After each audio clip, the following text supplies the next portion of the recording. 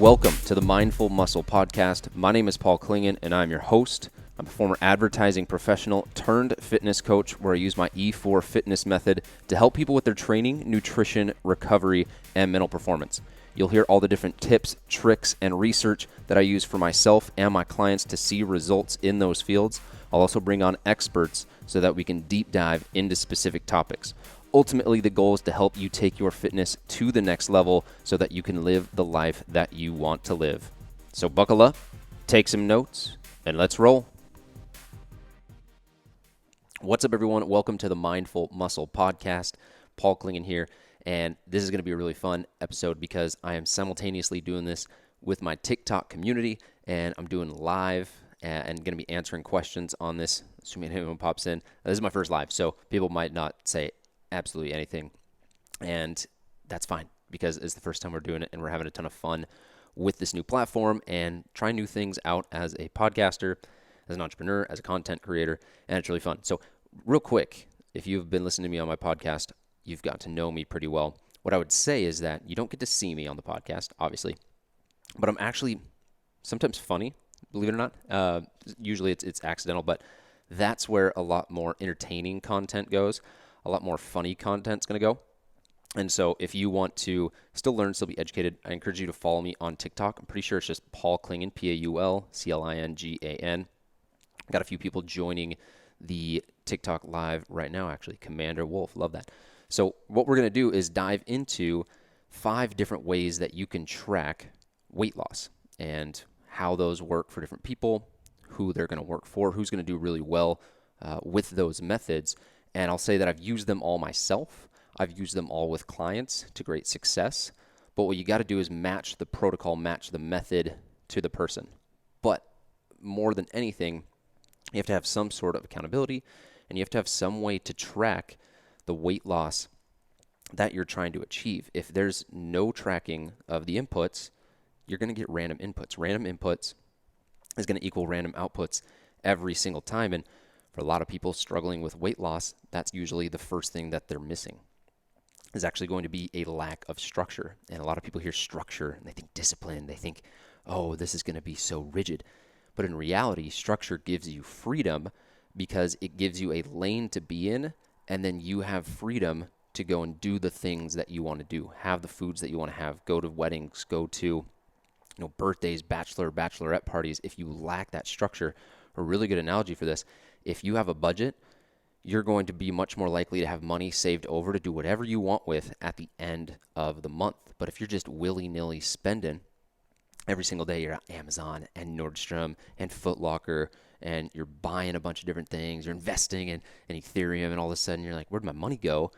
But it's August 20th, right? And that's what happens nutritionally is you're going to just eat out. You're going to order this in. You're going to snack here. You're going to snack there. You have no way of tracking and keeping yourself honest. And so then you get to the end of the week, you get to the end of the month, and you're like, man, I put on 3 pounds. Man, I haven't lost the weight that I'm trying to lose. And so that's what all of this is going to help you do. It's going to give you some tier, some system to be able to track what you're doing from a fitness standpoint to lose weight. And so really excited to dive into these, and we'll get started right now. So first one, and this is something that I do with everyone as much as I can, regardless of the method. And you'll see that these methods actually stack for the people. So the first one that you're going to do is track qualitatively. And the way to think about this is these aren't necessarily numbers that you're tracking from a weight loss standpoint. But what you are tracking is things that you can see, things that you can feel. So a good way to track qualitatively is going to be with photos. If you take a photo, front, back, side, and then 2 months later, take a photo front, back, side, you're going to be able to visibly see weight loss, assuming weight loss is happening. And keep in mind, this is not stepping on the scale, and this is going to be something that for someone who is either afraid of the scale, doesn't have a scale, this is going to allow them to work towards their goals while they also start working through any problems that they have, right, with tracking weight and tracking the scale. You can also look at, this one's a little bit more numerical, but look at measurements. I do this one all the time with clients, and they'll be like, oh, I've only lost 3 pounds. And I'm like, yes, but you've lost 12 inches around the rest of your body over the last, 2 months. And so having measurements, and I have a little formula for it in the trackers that I'll use with clients, but you go around your arm, around your torso, around your 2 inches above your belly button, around your belly button, 2 inches below your belly button, around your hips, and around your legs. And so if you, let's say, aren't tracking your weight, but you see 4 inches lost around your navel, well, yeah, you better believe that you're losing some fat, you're losing some weight. And the thing that I would say with this, and I want to share a couple more before I get to this point, is that when people are looking to lose weight, they don't want to lose the weight. That's like that's layer one. Layer two is they want to feel more confident, right? Layer three is they want to be able to go on a bachelor party, a bachelorette party. They want to be able to go out and feel really good in their body. And what that allows them to do is then go and partake in events, to go and ask someone out, to go and take your clothes off when you're about to get down with your special little someone, right? Could be big someone, just special someone. But another way to look at this qualitatively is just how your clothes fit. If I've got this shirt on and, I'm looking at the people in the TikTok, but it's like this shirt fits the way that it fits now. And then in 2 months, I go and put it on. I'm like, oh my gosh, I'm swimming in it. It's like a wizard sleeve. Well, yeah, I've probably lost some weight. So that's a qualitative way to be like, man, my clothes are all feeling super baggy. You're losing weight. You haven't checked the scale, but you're losing weight. So then the last one is, I'm laughing a little bit because when I posted this on TikTok, you can watch the exact little post, but I utilized the line or the video from Cool Runnings. If you've ever seen that legendary Disney movie, it's about the Jamaican bobsled team. And one of the guys isn't very confident, another guy's confident, and he walks up behind him and he's like, who do you see? And he's like, I see me. He's like looking in the mirror. He's like, no, you see a badass mother who don't take nothing from nobody. He's like, oh, that's what you see? Right? And so coming back around to feeling really confident, feeling like a badass, if you can look in the mirror and you feel amazing, that's the goal that you're going for. You're going for a feeling, not 20 pounds lost. Because what if you lost 15 pounds, your body looked how you wanted it to look, and you felt absolutely amazing? You're going to be bummed that you didn't lose those 5 pounds? Absolutely not. So remind yourself, you're chasing a feeling. You chase how you want to see yourself, and little numbers on a piece of plastic is just one little way to do that, right? The goal is weight loss, but the result is something so much bigger, better, better, right? So just a quick little wrap up of this. This is going to be great, right, if you don't have a scale.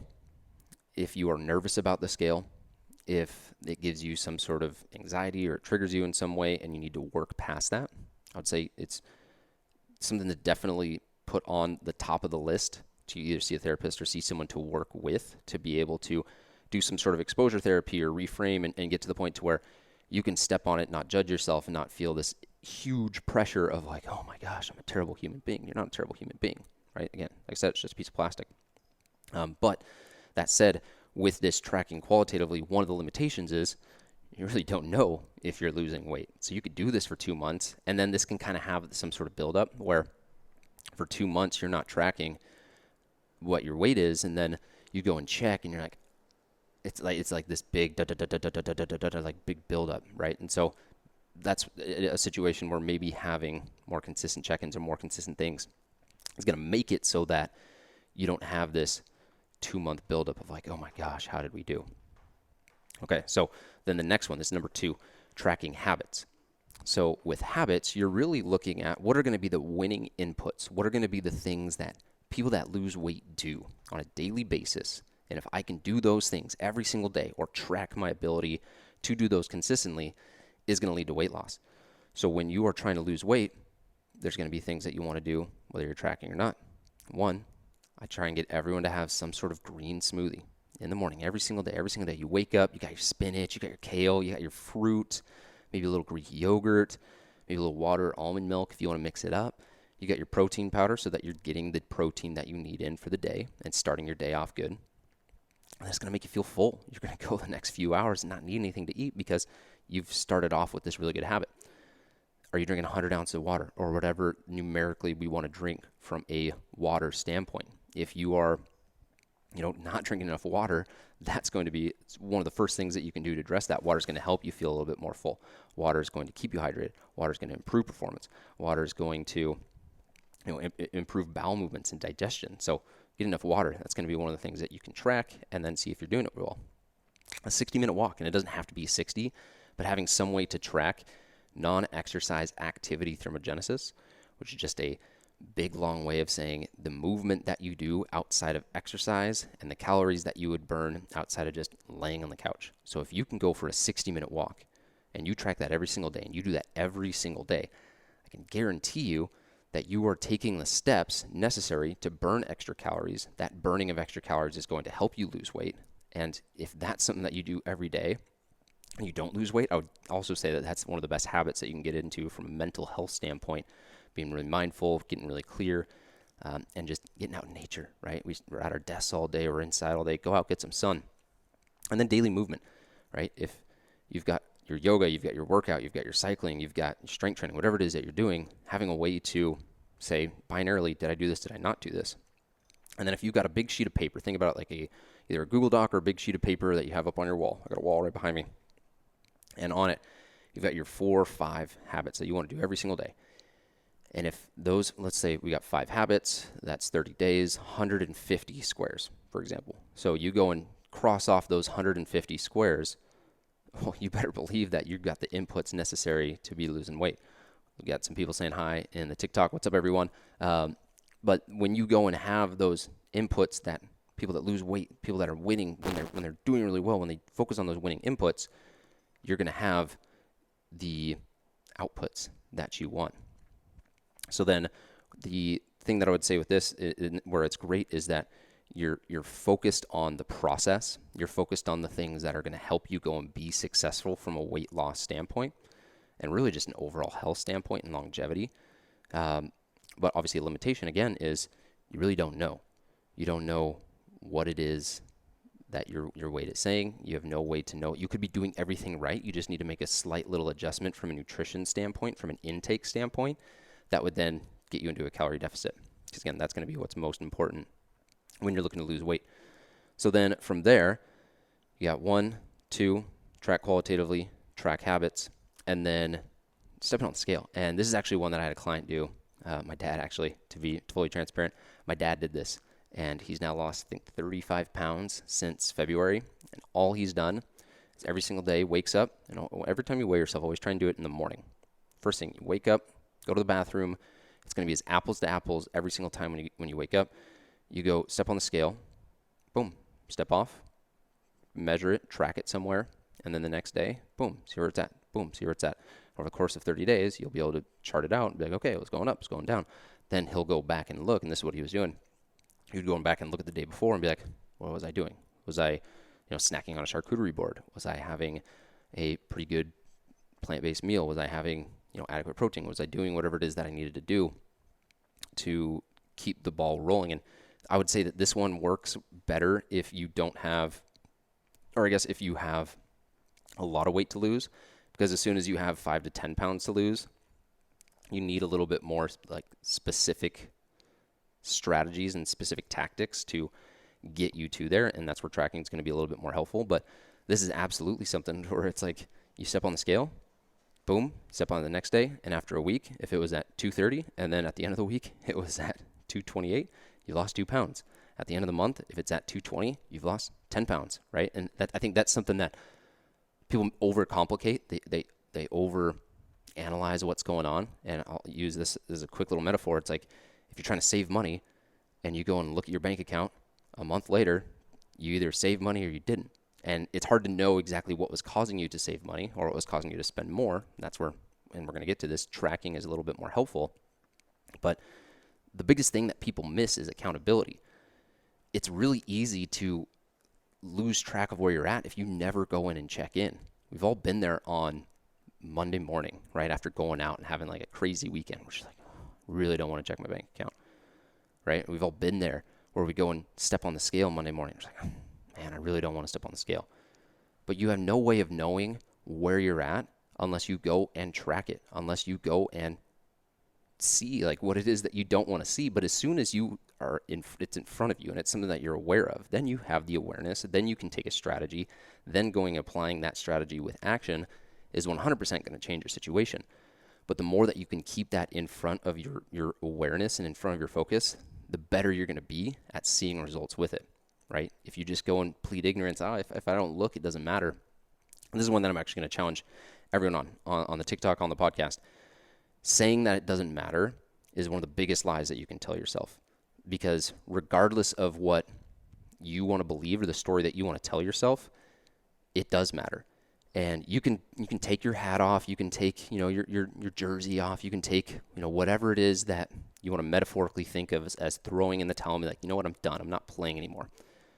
But life is never done playing. Competition, the hierarchy, think of the food chain is always happening. If a squirrel just goes and says, you know what, I'm tired of this.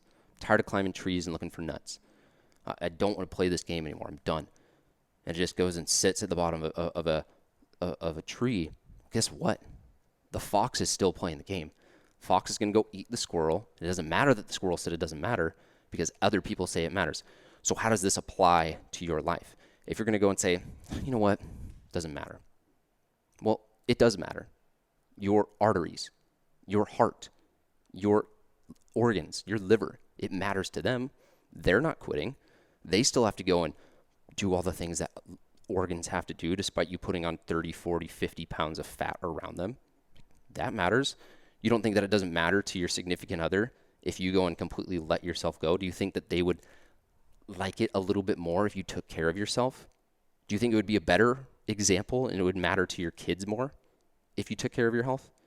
Or do you think they don't even care, right? Because you're setting the example for them and they're going to go down that path. If you want what's best for them, then wouldn't you want to lead them down an optimal path that's going to give them a healthier life, live more years, right? It always matters. And whether or not you want to continue to play the game is going to continue to be played. The game never stops. Life never stops. The finish line is death. So as much as that might suck to hear, it's also, I would say, liberating, because you only have one decision once you realize that, is to keep going and that you don't get a stop. But if you've already made up in your mind what it is that you're going to do, that you're going to work on it every single day, try and be better every single day, well, then there's no question of should I or should I not. It's just keep working, keep entering the arena, keep stepping onto the field, right? Keep challenging yourself, keep growing, because if you're not growing, you're dying. Had a little bit of a in the zone moment there. We're going to get to number 4, which is going to be tracking calories. So this is where we're getting a little bit more in the weeds. Now we're getting into the data. And as someone who used to work at Amazon, they like data there. And if you are in any way data-driven, this is going to be something that is a lot more helpful. So tracking calories in any kind of fitness app, MyFitnessPal is usually the most common one, and then entering that in as accurately as possible by scanning the QR code, by entering in the little snacks, the little nibbles that you have. And keep in mind, this works if you work it. If you only put in 50% of what you put in, that's like a business saying, hey, here's our sales, but we're only going to show you 50% of the expenses. What's our profit and loss? Oh, you can't tell that? Right. So that's what's happening here from a calorie standpoint. So tracking is going to be one of the better ways that you can do this. And then measure it. This is the big one. Measure it against the weight on the scale. If you are tracking and your calories are saying 2,500, 2,500, 2,500, 2,500, and it's an average of 2,550 over the course of 2 weeks, and your weight goes down 2, 3, 4 pounds, guess what? You're in a deficit. Boom, we're doing it. You've lost weight, right? But if it's maintaining, a couple things are happening. Either in maintenance, you're in surplus, you're gaining weight, or you're not tracking adequately. So you always got to make sure that if you're going to apply this, you apply it to the best of your ability, right? Because we have more data, we have more accountability, but one of the things that will hold people back is it's a little bit more overwhelming at the start, especially if you haven't done it. It can be a little tedious at the start, but it gets so much easier once you do it for, I'd say, 2 weeks. And to a degree, if you're just tracking calories, you can lose a little bit of a focus on food quality and making sure that, this is a lot more of the like calories in, calories out. Doesn't matter what food you're having as long as you're, in a deficit. That's where you got to throw this one out the window, because if you're in a calorie deficit but only eating Twinkies, like, yeah, you can lose weight eating McDonald's every single day, but you're absolutely destroying your insides. Your cells are not happy with you, and it's going to be so much harder to maintain that because the body's not getting the nutrients that it needs. So you're going to start to see disease, dysfunction throughout the body if you're not focusing on food quality when you're tracking your calories as well. So then we get to number 5, the last one. And keep in mind, all these things are stacking. When I'm working with clients, we're not just choosing one, we're seeing what we can go and track, not just to have you be like, oh man, there's so many things we're looking at, it's so hard. This is so that you can be more motivated, see more progress, recognize more milestones more consistently. Think of everyone's played Candy Crush or what was that app where you Temple Runner, right? If every single week you're seeing progress, you're seeing yourself setting a new record, a new goal, that's so much more motivating to keep playing. But if it's 3 months between a level that you're beating on Candy Crush, you're just going to quit. You're like, what's the point? Like, I'm not getting any positive reinforcement here, right? If I remember looking back in high school and in college, playing Call of Duty, they do this extremely well because you have your level. You're trying to get to level 50 or wherever they're at now. I haven't played in a while. You're trying to get to level 50, but in the meantime, you're getting milestones for types of kills, for the gun you're using, for the levels that you're playing, for the accessories that you're using. So every single game, it's like boom, achievement, boom, achievement, boom, achievement, milestone, milestone, milestone. And that's keeping you so much more motivated. So if we go and look at, okay, we're looking at photos. Photos are improving. Boom. Measurements are improving. Boom. Clothes are fitting better. You feel amazing, right? You're seeing that you're tracking these habits and these habits are becoming part of your daily lifestyle. Bam, this is amazing. You're on fire. And then we step on the scale. Bam, losing weight. Now we have 15 things that we're tracking and getting that positive reinforcement psychologically. That's going to allow you to keep going down the path. I want to go down that path. But then the last one, and this is really for the people that are trying to take it to the next level or don't want to leave anything up to chance. And this is going to be tracking macros. And again, tracking some sort of MyFitnessPal. And then I'll have people import that into a Google Sheet that I'll use with people. And initially, it might just be protein. That might be the thing you focus on. If you get calories and protein right, you're going to be doing pretty well. But if you really want to get into the weeds, and keep in mind, I've done all these things. You can track protein, carbs, and fats so that you make sure that you're getting the foods necessary for the body composition and the performance enhancements that you want. I've also tracked fiber to make sure that digestion was good. You can track micronutrients if you know that you are going to be deficient on some and that you're getting your vitamins that you need necessarily. Plus, like I mentioned, all of the habits above. So when you're tracking all those things, now you are locked in to what is coming into the body at a very granular level. So you have more levers to pull to go and make slight little adjustments that are going to make big changes, especially for someone who only has, 10 pounds left to lose. And like, what do I got to do for these last little changes? And keep in mind, I'm going to use a visual here. So if you're watching the podcast, just think of a pyramid. The closer you get to the top of that pyramid, the less that you're going to have room for error. If you want what 99% of the people don't have, you got to do what only 1% of people are willing to do, right? So if you're fine with like a B plus, an 88%, you got to recognize that there's 12% missing in the top, and you have the ability to go and do that. And that's really what tracking macros is going to be. So obviously more data is great for having more accountability, especially if you want to see significant changes in your leanness, or if you're stuck and you need to do a reverse diet. That could be one that's completely separate. But obviously the thing that'll hold people back here is that it can be overwhelming, it can be tedious, and if you don't commit to it 100%, it's not going to work. So if you commit to it 100%, works for 100% of people, 100% of the time. If you don't commit to it, well, then you're going to get what you put into it, right? So if you put 50% in, don't be surprised when you get 50% out. But that is, 5 ways to track weight loss. And keep in mind, these are also going to be similar if you're trying to build and gain muscle. Really, you're just trying to change the set point, the center point of where your weight is at and what your body's made of and composed of. But it doesn't have to be complicated. There just has to be a system and a structure in place and inputs that are going to get you to the desired outputs. So if you have any questions on these, I would encourage you just to reach out and shoot me an email, reach out to me on social media, and we can connect and talk through these things. I don't think that, I get overwhelmed by any means with people asking questions. So don't think that there's a dumb question. Don't think that I don't have time for it. I absolutely have time for it and can help you out. So Paul_Klingon on Instagram, Paul Klingon on TikTok. I'm doing this TikTok thing right now with everyone.